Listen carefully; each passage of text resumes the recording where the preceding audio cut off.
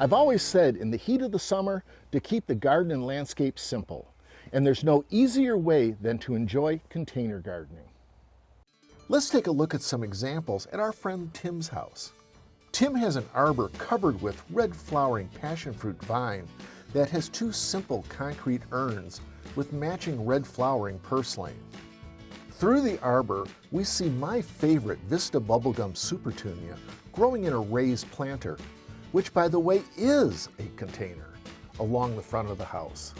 I love the way this plant sprawls out over the edge of the planter. On the front porch, there's a great thriller, filler, and spiller combination container. The thriller is the bright red Vista annual flowering salvia. The fillers are pink petunia and yellow mini elegans zinnia. The spiller is the chartreuse lysimmachia. Tim has also recycled a couple of wheelbarrows.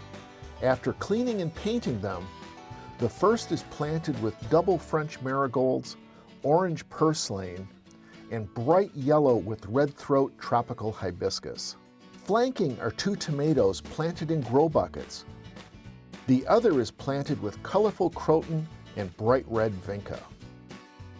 And on the back porch, Tim has a grouping of combination containers with his collection of gorgeous succulent plants.